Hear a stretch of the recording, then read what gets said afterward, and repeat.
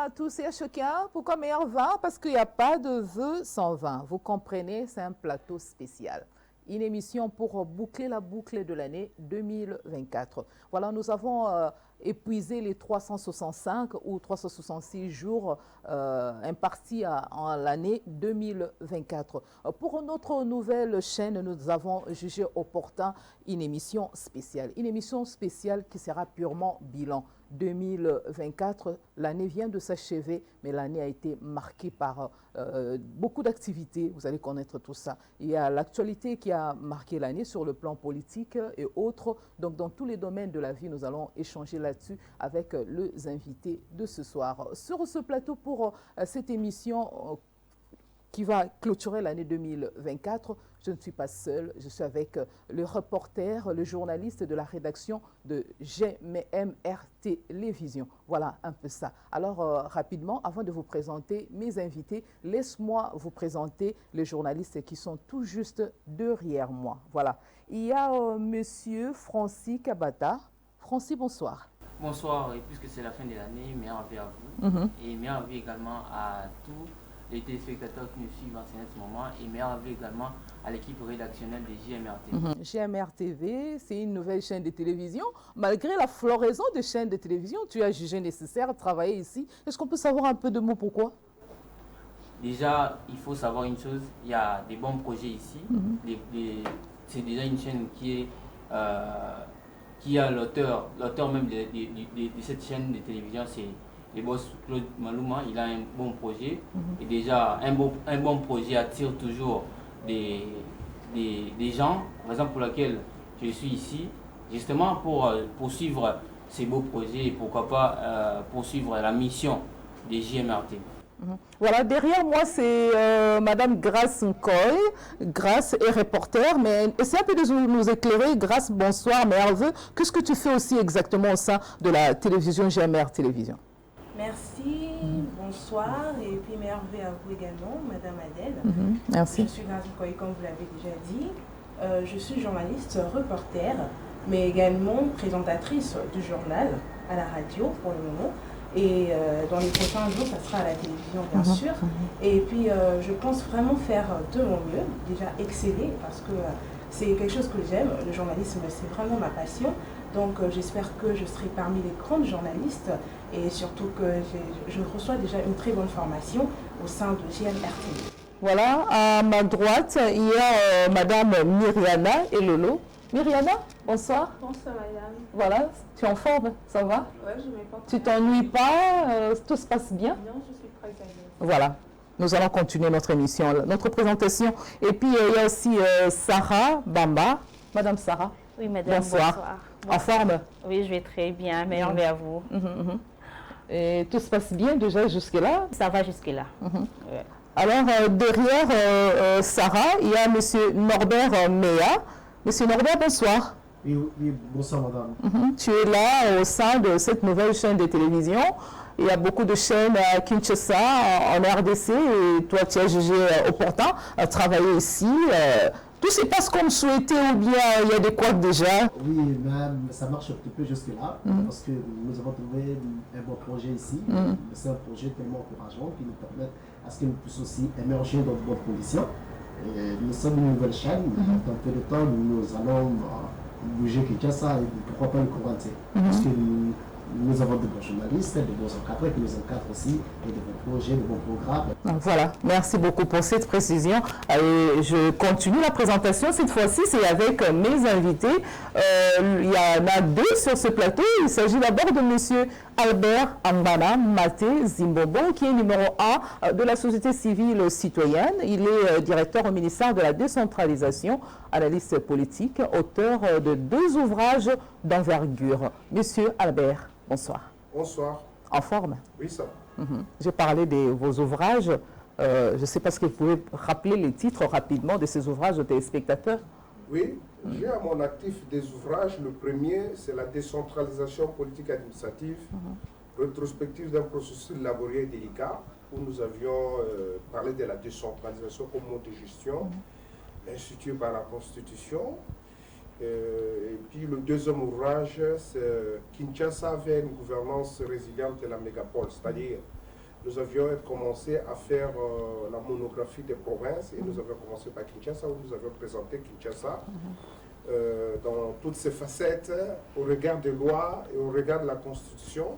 Et nous avons essayé de proposer des solutions pour essayer de sortir Kinshasa. Nous allons parler aussi de ces livres de notre responsable, le responsable de la chaîne, c'est M. Claude Maluma qui a publié l'ouvrage « Génocide au Congo pour votre confort ». Voilà, l'ouvrage a été baptisé le 5 décembre 2024. Notre deuxième invité, c'est M. Dieudonné Kandé, qui est secrétaire général du syndicat VTC. Vous comprenez la voix du travailleur congolais, analyste politique. Voilà.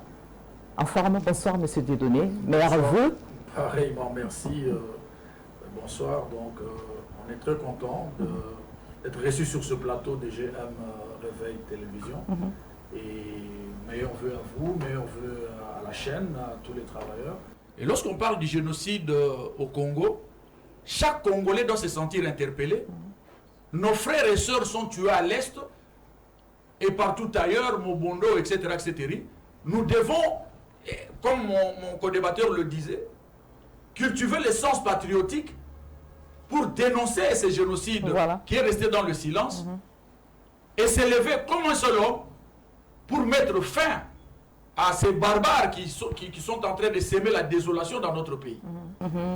Cette émission, c'est une émission purement bilan, comme je l'ai signalé sous peu. Alors, on aimerait savoir comment l'année s'est passée selon vous. Quels sont les sujets d'actualité qui ont marqué cette année? On sait que c'était une année de grands enjeux. Ben, vous avez planté les décors et si on y va, peut-être... vous allez apprécier la méthodologie. Point par point, on réagit et puis on avance. Sinon, tel que présenté globalement, on retient qu'il y a eu des élections, que le chef de l'État, les élections présidentielles, législatives, le chef de l'État a été élu, les députés nationaux. Dans l'espace démocratique, il y a eu des commentaires autour de ce processus électoral, mais au finish, les institutions ont été installées. Mais pourquoi il y a les institutions, le pouvoir public? C'est pour servir la République, servir la nation.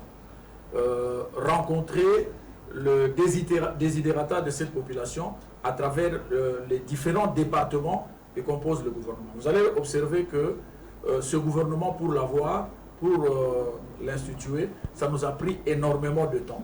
Et bon, si on se met à se poser des questions, quelque part, on se dit, les tractations politiques font tirer les choses en longueur, il y a du timing qu'on perd, alors que la situation de la République nous impose la célérité.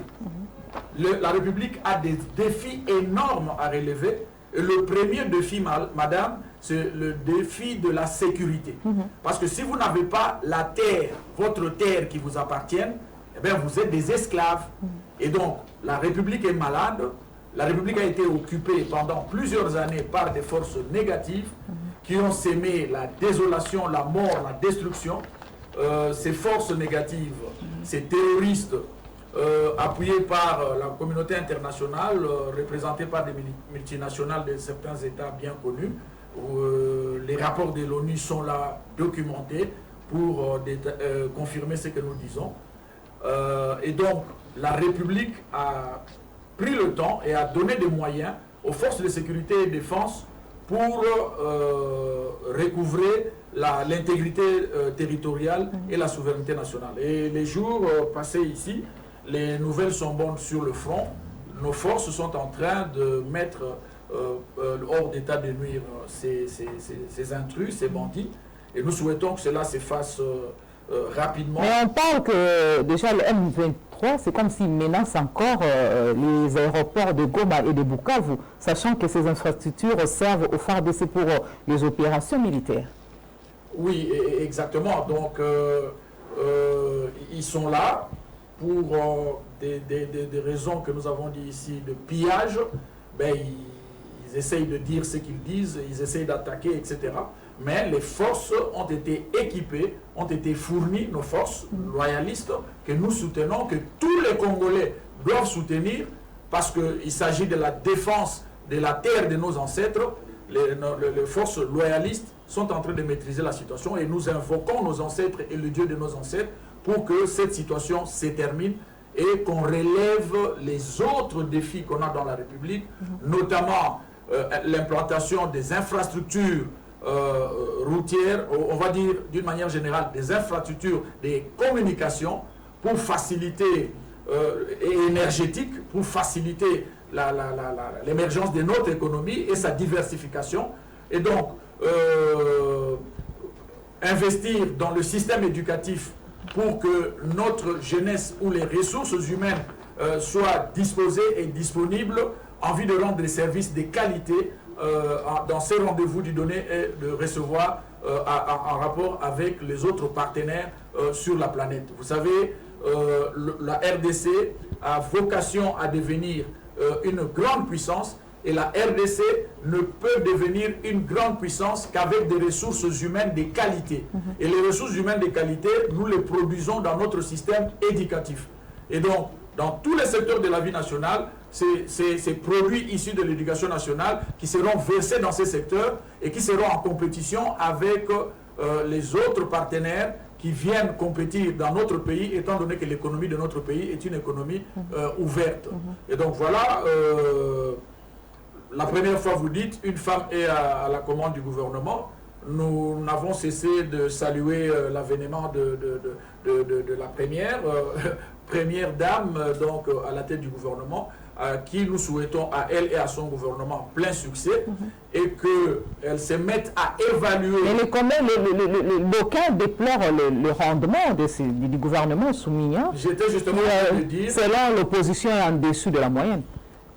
C'est l'opinion de l'opposition.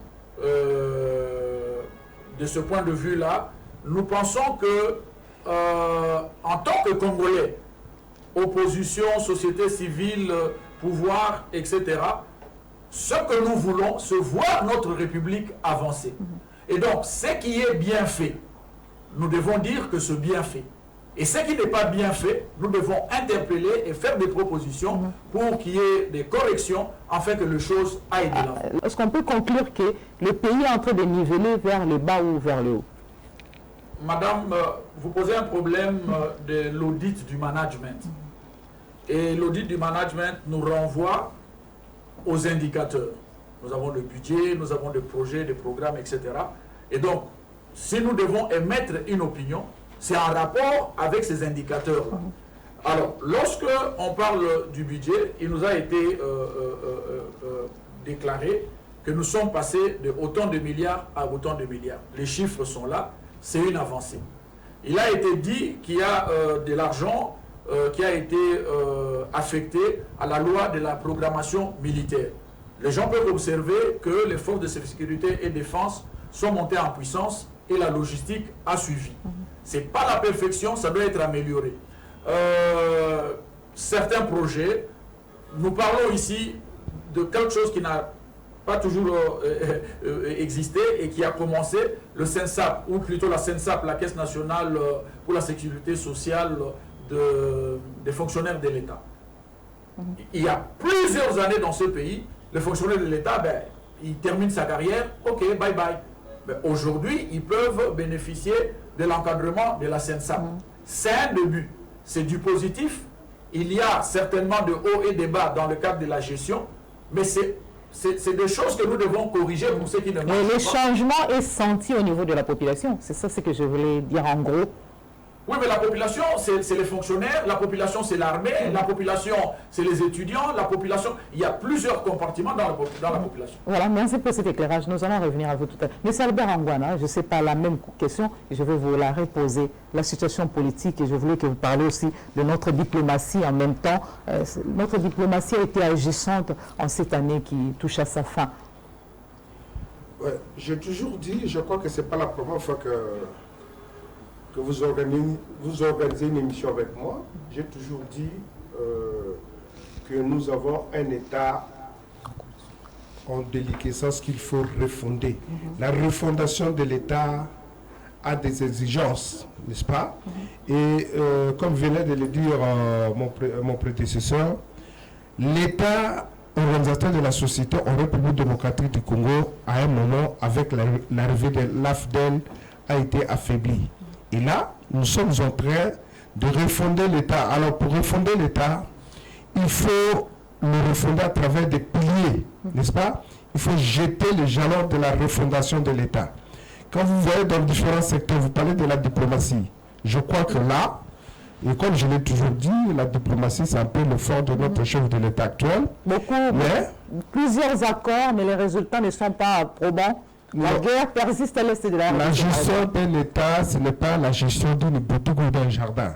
L'État, un État comme le nôtre, un sous-continent comme la République démocratique du Congo, je crois que les effets ne peuvent pas être ressentis immédiatement, mais quand vous avez des indicateurs, comme l'a dit mon frère ici, des indicateurs, il y a des indicateurs qui montrent que dans différents secteurs de la vie nationale, il y a des avancées significatives. C'est simplement question que nous puissions, comment dirais-je, exploiter à bon escient ces avancées-là pour que nous puissions, à la fin des années, parce que l'État a été détruit pendant plusieurs années avec l'arrivée de l'AFDEL, aujourd'hui, nous sommes en train de vouloir mettre le gouvernement actuel, le pouvoir actuel en train de vouloir mettre fin aux dégringolades, parce que là, on est en train de s'enfoncer, mettre fin aux dégringolades pour ainsi commencer à remonter, parce que nous étions vraiment au fond du gouffre. Voilà, en ce qui concerne, du moins, la diplomatie, mais quand vous allez, par exemple, en ce qui concerne les infrastructures, nous sommes à Kinshasa, il est aussi vrai qu'à Kinshasa, en termes de construction d'infrastructures, en tout cas, je peux dire que ce qui est en train d'être fait aujourd'hui ne l'a pas été il y a 20 ans. Donc aujourd'hui, nous sommes en train d'avancer, bien que vous allez voir que le travail de destruction fait par l'AFDEL est resté présent et que les infrastructures sont... Il suffit d'une pluie à Kinshasa pour que le Congolais se réveille les pieds dans l'eau. Madame, je vous ai dit l'autre fois que le problème de Kinshasa, c'est un problème de gouvernance. Kinshasa, c'est une ville à la fois. On dit que Kinshasa, c'est une ville province. Quel est le statut de Kinshasa comme province et quel est le statut comme ville? C'est là où se pose le problème. Aujourd'hui, la taxe de salubrité, c'est une taxe de la ville de Kinshasa. Tandis que le rôle ou la mission de la salubrité revient au quartier, alors que le quartier est une entité déconcentrée qui n'a pas de personnalité juridique, qui n'a pas de taxes. Voilà la confusion qu'il y a à Kinshasa. Voilà pourquoi, par exemple, je peux me permettre de dire que le débat républicain lancé par le chef de l'État en ce qui concerne le changement de la Constitution, moi je serai le premier à dire que dans mon ouvrage ici, un homme a vertical l'ouvrage ici, Kinshasa avait une gouvernance résiliente de la mégapole, c'est la mise en cause de l'article 2 de la Constitution qui a consacré les statuts hybrides de la ville de Kinshasa. Voilà pourquoi je propose à ce qu'à Kinshasa nous ayons 4 villes, 4 mairies, et que nous puissions diviser les communes et les quartiers. Voilà. Le problème de Kinshasa, c'est un problème de gouvernance, c'est un problème de regard des textes qui existent pour que nous puissions avancer. Donc, j'ai dit, cet ouvrage, c'est déjà la remise en cause de l'article 2 de la Constitution qui consacre les statuts hybrides de la ville Kinshasa, ville, province. Ça crée de confusion sur le plan structurel. Monsieur Albert Mbana, comme je l'ai signifié au début de cette émission, je ne suis pas seul, je suis avec le journaliste qui compose la rédaction. Alors, Francis Kabata a une question aussi à vous poser. Francis, tu peux aller? Parlons de la politique parce que nous sommes là. Aujourd'hui, en ce moment précis, des guerres d'agression, est-il important de privilégier le changement ou la révision de la Constitution ou carrément nous devons d'abord chercher à restaurer la paix à l'est de la RDC et chercher à changer la Constitution après? Monsieur Albert, vous pouvez répondre à cette question. Ma thèse, comme je l'ai dit tout à l'heure, là, ma thèse, c'est ce que j'ai dit. Nous avons un État à refonder. La refondation, on ne peut pas parler de refondation de l'État sans parler de la Constitution. Là, on est en train de croire à son propre mensonge, n'est-ce pas? Même dans mon livre, là, quand j'ai parlé je n'ai pas pu citer l'article 2 de la Constitution formellement. Pourquoi? Parce que le changement de la Constitution, c'était un tabou. Mais il faut dire vrai. Chacun dans son domaine. Si on a des spécialistes dans différents domaines, on peut dire que, en tout cas, dans mon domaine, il faudra que tel ou tel autre article de la Constitution change, sans entrer dans le querelle politicienne, n'est-ce pas? De haute toi de là que je m'y mette et j'y suis et j'y reste. On n'est pas là-dedans. Mais du moins, de manière objective, pour moi, je peux vous dire que l'article 2 de la Constitution devrait être changé absolument pour que nous puissions retrouver la sérénité à Kinshasa, la gestion de Kinshasa passe par là. Ça, ne vous le répétez pas. Mais l'opposant Martin Fayoulou, dans son adresse à la nation, il s'est prononcé aussi là-dessus. Il appelle à la mobilisation anti-changement constitutionnel. Fayoulou appelle à la réduction de l'emploi, de l'exploit populaire. Voilà. Et il réitère son appel au père spirituel pour libérer les Congo. Non, vous savez... le propos de Martin Fayoulou. Vous savez, il n'y a pas plus averti que l'UDPS qui a joué ce jeu-là avec Mobutu depuis tout le temps. Maintenant que l'UDPS est aux affaires, je crois que nous devons tirer des leçons qui s'imposent. N'est-ce pas? C'est bien, quand le président Félix a pris le pouvoir, c'est l'opposition qui a eu à se dégonfler à travers certains de ses membres pour rejoindre le président Tshisekedi. OK? Voilà. Aujourd'hui, ce sont les mêmes acteurs qui remettent en cause tout ce que Tshisekedi propose. Je crois que finalement, nous devons avoir des égards avec les hommes d'État plutôt que les hommes politiques. Dans ce pays, on a besoin d'hommes d'État. La survie de l'État et de ses composantes doit être le souci permanent qui habite celui qui se veut politicien dans ce pays. Donc celui-là, c'est un homme d'État. Mais si on doit faire la politique, on doit gesticuler en fonction de ses propres intérêts, je crois que là, ce discours-là, je ne suis pas seul et ça disposé à suivre ce genre de discours. Voilà, le débat autour de la révision constitutionnelle divise la classe politique, nous le savons tous. Alors, le confrère Norbert Méa aimerait aussi poser une question à M. Dieudonné Kandé pour avoir la lumière par rapport au sujet. Comme on parle de... C'est une émission bilan, alors ça tire dans tous les sens. Voilà. Norbert, ta question, s'il te plaît. Là, ma question, c'est autour des IOV, parce qu'il a parlé des indicateurs objectivement vérifiables. Je ne veux pas entrer sur la politique, sur la révision ou le changement de la Constitution, parce que M. Arnaud a toujours parlé. Là, je voudrais vous poser la question, M. Tito. On analyse et évaluation de projet, on dit il y a des indicateurs qui sont objectivement vérifiables. C'est-à-dire, on appelle ça les IOV. Maintenant, en RDC, nous sommes en train de constater qu'il y a certains indicateurs économiques qui est en train d'être montés, mais la vie sociale des citoyens et des travailleurs que vous êtes, ça ne marche pas. Et pourquoi est-ce qu'il y a ce décalage-là? Merci. Vous savez, la République ici est née des revendications. La première grande revendication, c'est celle de nos ancêtres qui en avaient marre de la colonisation. Ils ont exercé la pression et nous avons été libérés. On a acquis l'indépendance. Lorsqu'ils se retrouvent en Belgique pour l'indépendance, on s'est contenté de la victoire politique dans le cadre de cette indépendance. Et nos ancêtres sont rentrés. Le débat économique, parce qu'au fait, c'est l'économie qui nourrit la politique. On parle de la politique des moyens et des moyens de la politique. Quand on définit une politique, il faut les moyens pour l'exécuter. La table ronde économique qui devait asseoir les indicateurs, qui devait asseoir la planification, a été séchée. C'est une faiblesse. De fil en aiguille, aujourd'hui, le grand document indicateur, c'est le budget, la loi de finances. Et dans chaque département, on doit avoir une politique, un programme et des plans d'exécution. On a parlé globalement, comment on dit, Tchilégel ou 145 territoires, etc., etc. Ça se passe comme ça se passe. Ce qui est bien fait, je le dis, nous applaudissons.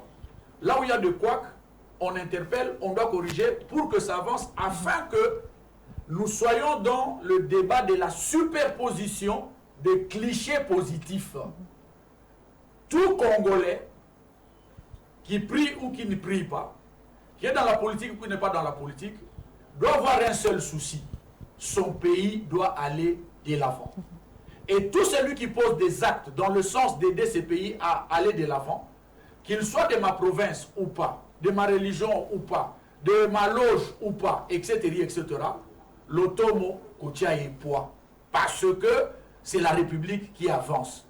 Et donc, si nous prenons par exemple les 145 territoires, on peut constater qu'il y a des endroits dans ce pays que le Belge n'avait pas investi, mais dans le cadre des 145 territoires, on est étonné, moi personnellement, je vois à l'Équateur, dans le fin fond là, centre médical, bureau, en pleine guerre, chez nous là-bas, au Kivu, etc. Ces projets qui s'exécutent en pas de tortue. Vous pouvez continuer?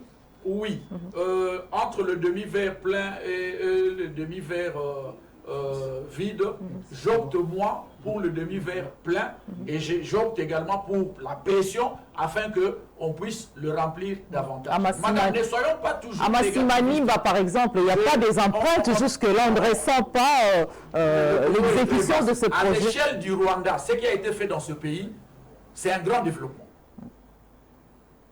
Mais quand nous avons 2 345 km², comme le disait mon frère, quand nous avons tous ces défis à relever, par rapport à la grandeur, ça pose problème. Mais on y va. Regardez ce qui se passe à Kolwezi. Voilà, on risque de se perdre. Mais j'ai voulu dire, les indicateurs, on prend le programme de 145 territoires, le chef de l'État a interpellé dernièrement à Kananga pour demander au ministre populaire du moment, je vous devinez, de la justice, de enquêter sur la non-exécution de projets dans le Kasaï central. Je crois que vous avez suivi, vous êtes de la presse. Et donc, si nous exerçons la pression sur la transparence dans la gestion de la chose publique, la transparence, c'est ça. Les indicateurs objectivement mesurables nous appuient dans l'enquête, dans l'audit, pour savoir qu'est-ce qui a été fait, à quel pourcentage, et pourquoi ce qui n'a pas été fait n'a pas été fait, pour que des mesures correctives soient prises.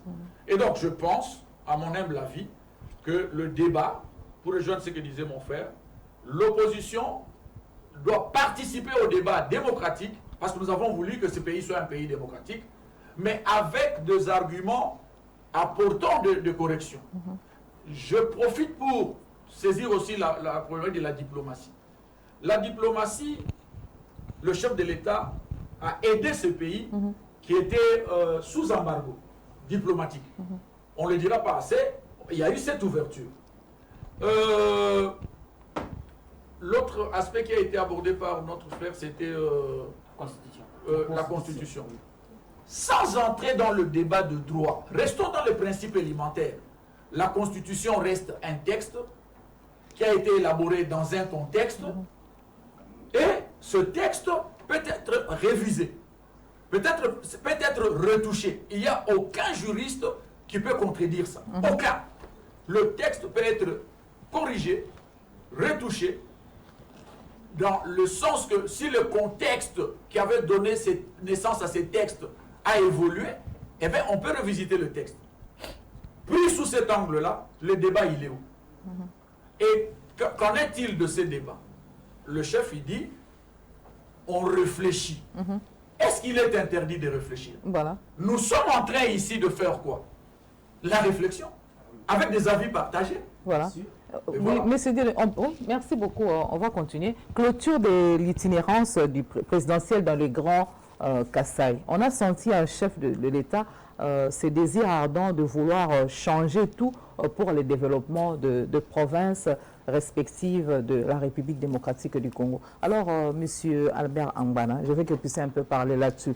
Le chef de l'État parlait de beaucoup de choses en même temps, la construction des infrastructures viables et consorts, tout ça, voir le jeune intégrer l'armée, ainsi de suite. Mais qu'est-ce qui a retenu votre attention après les longs séjours du chef de l'État dans les Grands Kasaï? On peut tout dire. Je crois que Il y a une évidence, c'est que l'on ne peut pas douter de la volonté du chef de l'État de mieux faire pour le pays.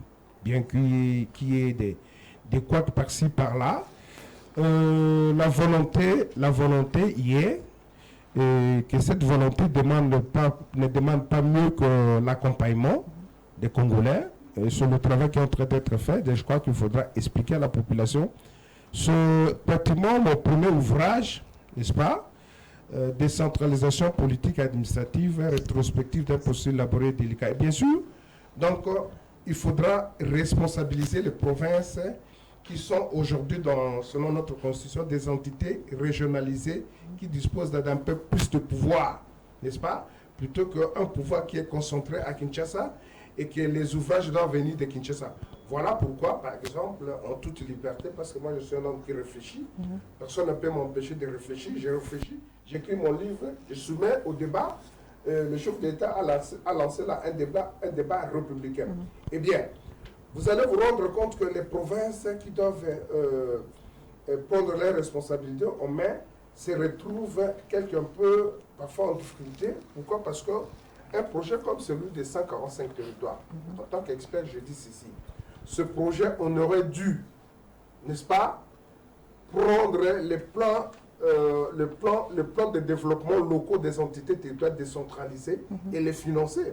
Pourquoi? Parce que tel que se fait aujourd'hui, dans telle contrée, on retrouve une école, on trouve un dispensaire. Je crois que ça aurait été la volonté de la population de cette contrée-là.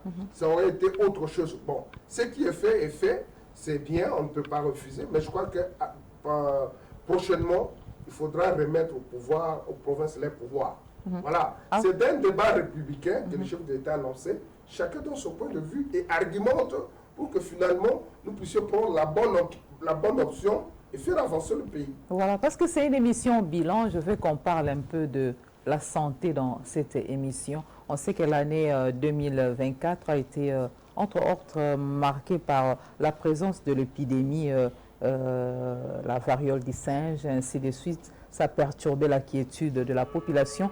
Alors, ma consoeur Sarah Nkoy a prévu une question là-dessus, la question qu'elle adresse à M. Albert Mbana. Oui, merci Madame Adèle pour rectifier, grâce Nkoy. Alors, voilà, nous allons toucher maintenant le domaine de la santé. Vous savez très bien que l'année 2024 a été marquée par l'épidémie du Mpox. Alors, nous avons constaté que la contamination a été faible, contrairement au coronavirus. Est-ce que c'est parce que la prise en charge a été efficace ou c'est lié à autre chose? Aujourd'hui, le gouvernement, en tant qu'observateur averti, nous sommes en train de nous rendre compte que la couverture santé universelle est en train de produire les effets, n'est-ce pas? Il y a la prise en charge au niveau du gouvernement d'un certain nombre de choses et ça a des effets immédiats, bien que à ce stade, moi par exemple, j'ai eu la chance de prendre part à la conférence de gouverneurs qui a eu à Kalemi. J'ai suivi personnellement le ministre de la Santé et j'étais très satisfait. Vous voyez, mais tout le monde n'a pas la chance de suivre ça comme moi. Mais je crois qu'il y a là quelque chose de positif qui est en train d'être fait. Je demanderai aux Congolais de bien vouloir positiver plutôt que de se suiter négativement à tout ce qui est être fait par le gouvernement. Parce que, après tout, ce qui doit nous intéresser, c'est l'avancement du pays plutôt que l'avancement des individus. Voilà. Ah, voilà, parce que nous Alors, avec votre permission, un petit mot sur la problématique de monkeypox, c'est ça? Ah, oui, je vous en prie, parce que Sarah Nkoy, d'un moment à l'autre, rapidement répondait à cette question. Oui, les partenaires de la République, notamment l'OMS, avec la République elle-même à travers le ministère de la Santé, ils ont pris des dispositions pour la riposte. Et donc, vous avez vu, les vaccins ont été déployés dans les zones concernées par cette épidémie. En plus de ces arguments présentés par mon co-débatteur, il y a également ces partenariats avec l'Organisation mondiale de la santé qui a aidé à ce que la riposte puisse apporter des résultats plus ou moins appréciés par nous tous. Voilà, je vais jouer le rôle de la montre. Hein. Laisse-moi compter, comme ça nous tous, nous avons crié bonne année. C'est une année nouvelle, n'est-ce pas là? Ça ne laisse personne indifférent. Voilà, nous tous, nous avons l'habitude de crier. Alors laissez-moi compter. Je compte de 1 à 5. Nous tous, nous allons crier bonne année. Voilà, ça vous arrange, n'est-ce pas? Parce que Dieu nous a fait cette grâce d'entrer de plein pied en 2025. Alors nous devons nous réjouir quand même. 0, 1, 2, 3, 4, 5. Bonne année! Vraiment. Bonne année 2025. Voilà, que tout se passe comme souhaité. Restons positifs en cette nouvelle année. Ne soyons pas pessimistes. C'est l'année de redoubler les efforts. À l'aube déjà de 2025, il y aura déjà des signaux. Tout se passe bien. Nous souhaitons bonne année à notre boss, M. Claude Maluma, qui nous suit de là où il est. Nous allons évoluer dans cette émission. Voilà, M. Dieudonné Kandé, une question. On sait que vous avez parlé tantôt là de l'insécurité en RDC.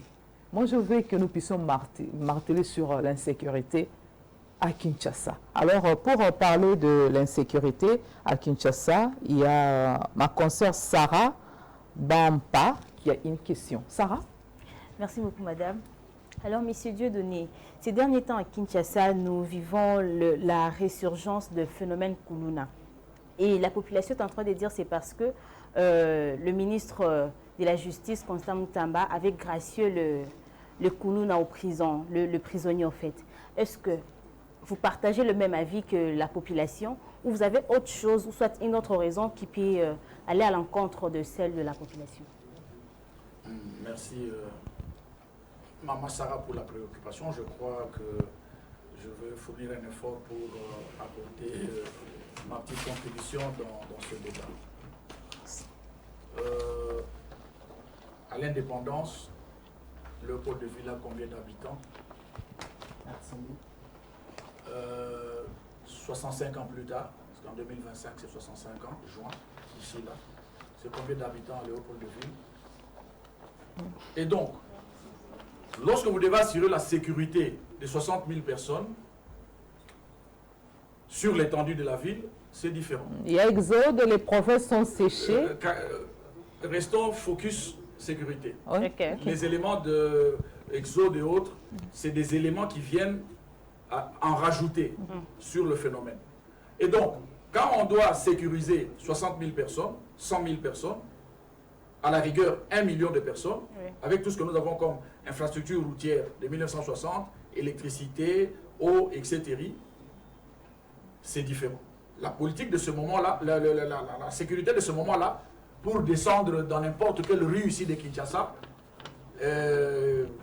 on peut prendre l'exemple d'une police qu'on avait appelée la police mobile, avec des Nova qui venaient des États-Unis d'Amérique, où vous avez envoyé des gens formés, etc. Donc, ce n'est qu'une petite illustration. Eh bien, ces véhicules entraient dans toutes les rues. On poursuivait les gens et on pouvait les arrêter, etc. Mais aussi, le problème de la sécurité, c'est vrai que c'est le problème des pouvoirs publics. C'est vrai. Mais aussi, c'est le problème de la population. Le pouvoir public exerce ce pouvoir au bénéfice et pour le compte de la population. Oui. La population doit collaborer, coopérer pour donner au pouvoir public les renseignements nécessaires afin de mettre hors d'état de nuire les brebis galeuses. Certains de nos frères, certaines de nos sœurs, qui au lieu de participer à la sécurité, font le contraire, c'est-à-dire participent à l'insécurité. Et là, je veux prendre un exemple. Papa Frédéric Etchao, plus tard cardinal, mais qu'on a appelé Père Frédéric à l'église Saint-Pierre ici, avec le Père Bifalo, des années lointaines en arrière. Il y avait également du banditisme. Mais l'église je prends cette illustration, Papa Frédéric, Père Frédéric et Tchaou, Bomanzabi, il a encadré avec Papa Bifalo, des bandits. Lorsque vous apprenez le Shem Yetu, le Mizoto Wela Wela, le dojo de Santrakin, à côté de l'église Saint-Pierre, et tant d'autres activités, on a pris les jeunes gens, on les a approchés. Père Bifalo pouvait aller dans les coins où les gens prenaient du chanvre, et il prend du chanvre sans prendre du chanvre. Et on a converti. Est-ce que l'église aujourd'hui, quand je parle de l'église, j'ai cité Papa Frédéric, je ne parle pas de l'église catholique. Je parle de l'État congolais est laïque. Oui. C'est-à-dire que l'État n'a pas une religion privilégiée. Bien sûr. L'État est neutre, l'État accepte toutes les religions. Alors, cette église qui a participé, aujourd'hui posons-nous la question. Est-ce que l'église accompagne, réveille, tout ce que nous pouvons avoir comme panoplie là-bas? Oui. Donc le problème de la sécurité, madame, c'est un problème global. Chacun doit apporter sa contribution. Aussi, arrêtons de détourner l'argent de la République. Pourquoi? Les défis sont énormes. Quand je parlais de autant de population, les moyens matériels à donner à notre police, si nous avons 20 millions d'habitants à Kinshasa, c'est ça ce qu'on dit. Hein? On ne sait même pas. On ne sait même pas, voilà. Bon. C'est des spéculations. On spécule. Prenons 20 millions. Il nous faut combien de policiers? Espérons que le recensement aura lieu. Oui, ça doit venir très vite. Émission, bilan, c'est tout ça. Donc, que disent les normes en la matière? Autant de population, autant de policiers. Mais un policier, ce n'est pas que la tenue et les bottes. C'est le gourdin, c'est la télécommunication, c'est des drones aujourd'hui, c'est de nouvelles technologies, avec le monitoring et tout ce que vous voulez, les équipements au ciel qui peuvent dire là-bas il y a des troubles, on oriente les instruments. Vous comprenez un peu ça? Et l'argent de la République doit être géré en toute transparence et avec tout le sérieux voulu pour déverser l'argent à la police, à l'armée, mais aussi on a parlé ici, la sécurité est vaste, hein. Là, on parle des gens qui nous tuent. Mais la sécurité, c'est aussi quand nous n'avons pas les soins de santé qu'il nous faut. La sécurité, c'est aussi quand nous ne savons pas manger comme il se doit. C'est global. Oui. Et donc, voilà, madame, vous avez posé la question de savoir, vous avez une lecture contraire, vous avez compris ma lecture. Non, mais c'est comme si vous avez complété sa question. J'ai aussi d'autres questions. Mais je vous en prie. Oui, en rapport avec la peine de mort qu'on est en train d'infliger au Koulouna, qu'est-ce que vous pouvez dire selon vous? Est-ce que c'est une bonne chose qu'on a pris comme décision ou on doit enlever cela? Ben, on n'inflige pas la peine de mort au Koulouna. La peine de mort relève du droit. Il y a eu un moratoire. Et compte tenu du contexte, la République, le pouvoir public estime que le moratoire doit être levé pour permettre à ce que ceux qui génère la mort, la désolation, soit sévèrement puni. Ça fait très mal que les gens meurent, mais ça fait très mal qu'on tue les gens. Comment on peut applaudir qu'on tue des Congolais par des Congolais? C'est anormal. Et que dire des droits de l'homme alors par là? Les droits de l'homme veut dire quoi? Les droits de l'homme, c'est la sécurité, n'est-ce pas? Bien sûr. L'insécurité, c'est la violation des droits de l'homme. L'auteur de l'insécurité, il est droit de l'hommiste? Non. Et on doit faire lui de quoi? On doit faire quoi de lui? Il doit être puni. Vous croyez que la peine de mort qu'on applique aux Américains avec la chaise électrique, ça fait des États-Unis d'Amérique un pays moins droit de l'hommiste? Je réfléchis à autre fois. Merci, nous allons... Oui, si je peux compléter par rapport à la question. Allez-y, monsieur. Vous savez, nous sommes en train de nous plaindre, les Congolais se plaignent que l'État est démissionnaire. Et tout à l'heure, là, j'ai dit, hein, je l'ai dit, j'insiste, que nous avions l'AFDEL à laisser un État en déliquescence que nous devons refonder. N'est-ce pas? La refondation de l'État passe par le droit. D'abord, le droit fondamental, la Constitution, n'est-ce pas? Oui. Et les différentes lois qui en découlent. Aujourd'hui, la situation de notre pays, personnellement, Je ne suis pas inhumain, mais je crois que lever les moratoires pour que l'on puisse appliquer la peine de mort est nécessaire. Pourquoi? Parce qu'il faudra que le mauvais citoyen, n'est-ce pas, qui distribue la mort aux autres gratuitement, que sache que si je le fais, je vais me heurter contre la violence légitime de l'État et il va reculer. Je crois que c'est nécessaire. Mais avec le réajustement intervenu au sein de l'armée congolaise à tous les niveaux, vous pensez que ça va résoudre quand même le problème de l'insécurité qui gangrène la société congolaise? Oui, écoutez, je crois que le Congolais a un problème du patriotisme. Hein. Le Congolais n'aime pas suffisamment son pays. Hein, il y a très peu de Congolais patriotes. J'ai tout à l'heure apprécié l'ouvrage de monsieur le propriétaire de la chaîne. Ça, c'est un acte de patriotisme. Très peu de gens intitulé « Génocide au Congo pour votre confort ». Voilà, ce patriotisme-là, c'est ce qui nous manque, nous Congolais. Comment expliquer, je crois que vous avez dit l'autre fois, comment expliquer qu'il y ait des trahisons au sein de l'armée? Le contenu est pertinent, hein? C'est vraiment nécessaire. J'aurai le temps de le lire, mais je crois que c'est un acte de patriotisme. Ce qui se passe à l'est de la République démocratique du Congo, c'est un acte de manque de patriotisme de la plupart des Congolais. Même les officiers supérieurs, pour des intérêts égoïstes, trahissent l'armée. Ça, c'est très grave. Je crois que nous avons déjà vu les effets du changement qu'il y a eu sur le terrain. Je crois qu'objectivement, nous devons apprécier et soutenir cette action-là. Donc, on peut tout dire, Kagame, Rwandais, mais il y a aussi le manque de patriotisme de notre part. Et ça, c'est très important.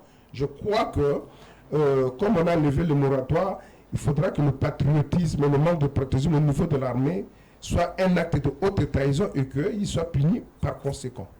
Voilà, parlons du social des Congolais. En 2024, les choses se sont passées comment? Voilà, il y a un problème. On les dit, c'est si simple de résoudre le problème des Congolais. C'est question que les Congolais mangent à leur faim. Mais on le voit aujourd'hui là, avec l'inflation, les prix des denrées alimentaires sont revus à la hausse, surtout en ces moments de fête. Les Congolais plutôt n'ont pas bien fêté. Pourquoi? Parce qu'ils n'ont pas d'argent, ils ne sont pas bien rémunérés. Et tout ça là, ça répercute sur le moral. Hein. Le Congolais ont le moral en berne. Alors, qu'est-ce qu'il faut faire? Qu'est-ce qu'il faut faire exactement pour résoudre le problème social de base? Vous m'excuserez beaucoup, moi j'ai toujours tout ramené à la décentralisation, la responsabilisation des entités périphériques de l'État. Il faudra que les provinces puissent produire. Il ne faudra pas qu'on puisse attendre de Kinshasa. Sous d'autres cieux, vous allez voir que certains ministères où des compétences sont transférées aux provinces, ces ministères-là cessent d'être au niveau national. Un ministère comme celui de l'agriculture, ça serait l'affaire des provinces, n'est-ce pas? Un ministère comme celui de l'aménagement du territoire, ça sera l'affaire de la province, pour que nous puissions responsabiliser suffisamment les entités périphériques de l'État pour qu'on puisse produire, créer de la richesse localement et que Kinshasa soit plutôt bénéficiaire. Dans la conférence des gouverneurs, cette préoccupation a été battue en brèche, passée en revue? Absolument, absolument. Il y a les actes de la conférence des gouverneurs qui sont disponibles aujourd'hui. Vous allez les lire et vous êtes des journalistes, venez, je peux vous offrir, vous donner les résolutions de la conférence des gouverneurs. Vous allez voir que tout ça est repris là-dedans, n'est-ce pas? Mais il y a aussi le fait que la tendance aujourd'hui, c'est de vouloir être ministre au gouvernement central, quand bien même on n'a pas grand-chose à faire. Parce que ce qui doit être fait devrait l'être au niveau le plus bas, au niveau de la province et des entités territoriales décentralisées. Voilà, je vais parler d'une réalité. Bon, ça ne laisse personne indifférente. Si vous passez juste en diagonale du Palais du Peuple, il y a un bâtiment qui est érigé. C'est le bâtiment qui abrite le Centre culturel africain. Alors, ma consoeur Myriana et Lolo a une question là-dessus. Myriana, Tu peux poser ta question. Oui, merci beaucoup, Madame la Directrice. Le plus grand centre culturel africain qui a été inauguré ce 14 décembre dernier par le président de la République. C'est quoi son importance? Nous avons tous vu à la télé comment on a inauguré la salle, mais si on peut retenir l'importance de la salle.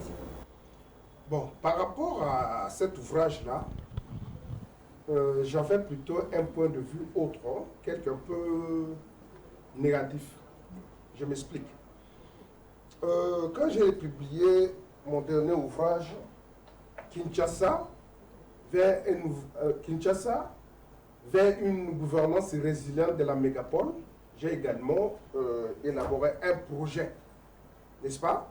Un projet de développement de la ville de Kinshasa, où on pouvait construire des mairies, découper les communes, construire des quartiers de communes pour une gestion de proximité. Parce que même le problème de Koulouna passe par la gestion de proximité. Si vous avez un quartier où les chefs de quartier savent que là, il y a un Koulouna, n'est-ce pas? Un quartier plus gérable, plus accessible, n'est-ce pas? Ce problème sera résolu. Mais le projet que moi j'ai élaboré pour la ville de Kinshasa, avec tout ce que je vous explique là, le montant qu'il faut pour ce projet-là, cet ouvrage-là, coûte plus cher que ce projet-là. Alors là, je me dis, nous devons choisir des priorités. Voilà, nous devons choisir des priorités. L'argent de l'État, il faut savoir l'affecter utilement.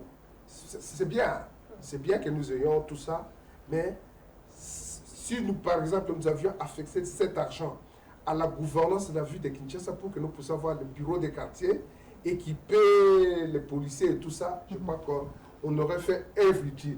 Ça, c'est mon point de vue. J'ai dit que Kinshasa, vous me permettez, hein, ça je le dirai toujours, Kinshasa n'est pas gouverné. Kinshasa serait gouverné, on n'aurait pas connu tous ces problèmes qu'on est en train de connaître là. Je vous donne...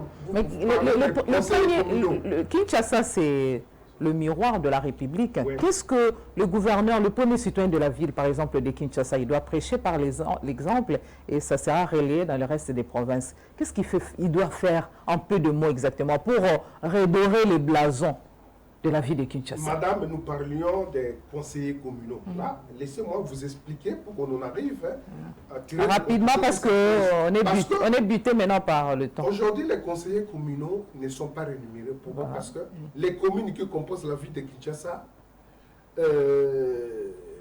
ne sont pas bien gérées. D'ailleurs, les bourgmestres sont là, ils se contentent des petites taxes à remettre dans leur poche et rentrer dans leur maison. Alors que avec la décentralisation, les conseillers communaux, c'est eux qui devaient maintenant créer, parce que avec la décentralisation, les communes ont la personnalité juridique. Chaque commune peut disposer de sa société de transport, de sa société d'électricité, peut contacter des dettes pour soutenir les projets des communes. Avec Kinshasa, on pouvait avoir autant de sociétés de transport, d'électricité, ainsi de suite. Et pour que ces sociétés-là soient créées selon notre loi, il faudra que les conseillers communaux puissent voter pour qu'on puisse créer ces sociétés-là. Vous voyez? Donc, je crois que ce qu'il y a à faire aujourd'hui, pour Kinshasa, on a atteint le point d'achèvement sur le plan institutionnel. On a voté les conseillers communaux, mais pour d'autres... les entités décentralisées de la RLP, ça n'existe pas. Je crois que c'est ce qu'il faut faire. Il faudra parachever le processus électoral au niveau de la base pour rendre ces entités-là opérationnelles. Parce que déjà, nous sommes de plein pied en 2025. Qu'est-ce que le gouvernement peut faire exactement pour récupérer les temps perdus, capitaliser les efforts et que les résultats soient escomptés? On sait que tout est basé sur les 6 piliers du gouvernement soumis. Madame, je l'ai dit et je le dirai jamais assez, il faut laisser les provinces se développer et apporter des solutions que d'attendre tout du gouvernement central. Dans le cas de la décentralisation, le gouvernement central a ses responsabilités parce qu'il y a des compétences qui sont réparties entre l'État central et les provinces. Il y a des compétences exclusives de l'État central, il y a des compétences exclusives des provinces. Laissez les provinces se développer, n'est-ce pas, pour trouver des solutions, être répondant de l'État central au niveau de la base, il faut leur donner des moyens de leur politique. Vous allez voir que les pays vont se développer. Les pays ne peuvent pas se développer à partir de Kinshasa. Ils doivent se développer à partir de la base, à partir des entités de base, n'est-ce pas? Je suis, je ne sais pas, en Gadajika, j'ai tout ce qu'il faut pour un homme. Qu'est-ce que je viens de faire à Kinshasa pour devenir Kuluna? Merci. Voilà, merci d'avoir répondu à notre invitation et à toutes les questions prévues pour ces numéros. Voilà, Monsieur Dieudonné Kandé, c'est avec vous que nous allons clôturer cette émission. L'année nouvelle commence. Quels sont les efforts à déployer par notre gouvernement pour que tout se passe comme souhaité, qu'il y ait quand même de bons résultats et ça répercute sur le quotidien de la population? Politique salariale nationale pour réduire les disparités. Pour ce faire, nous ouvrons le débat, nous avons toujours dit ça, sur la santé de notre monnaie. Moi, je suis de ceux qui pensent qu'il faut une réforme monétaire.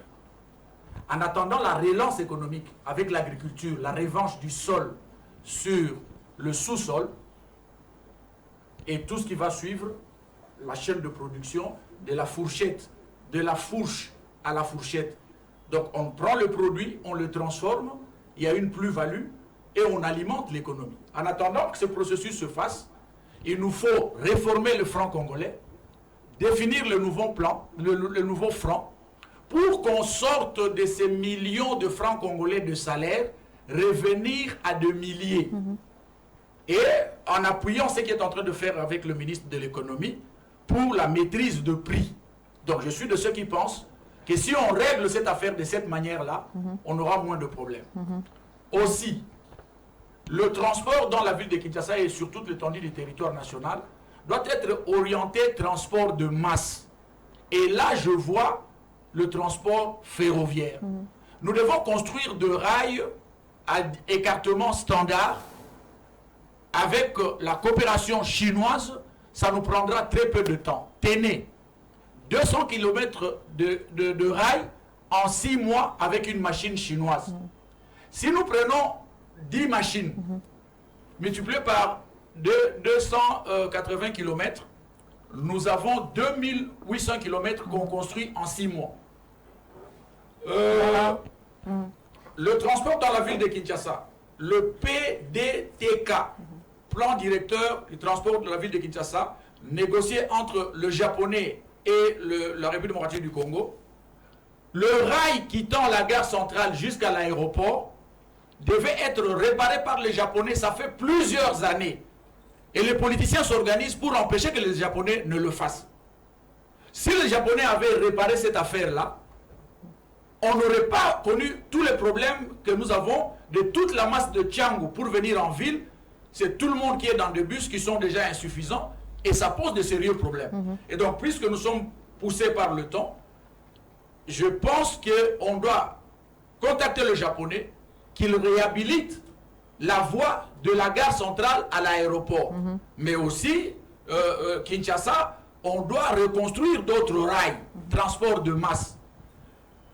Le portefeuille de l'État, les entreprises publiques de l'État, doivent participer au budget national et doivent être gérés de manière transparente et pas de manière politique. Monsieur Dieudonné Boujima, directeur général de la radio-télévision GMRTV, présente ce vœu le meilleur pour l'année 2025 au couple présidentiel Félix Tshisekedi, au PDG Claude Maluma, les dynamiques, aux millions de téléspectateurs de GMRTV et à tous les personnels de cette entreprise de presse. C'est la fin, vous allez retrouver cette émission en rediffusion à maintes reprises. Voilà, c'est tout. Bonsoir.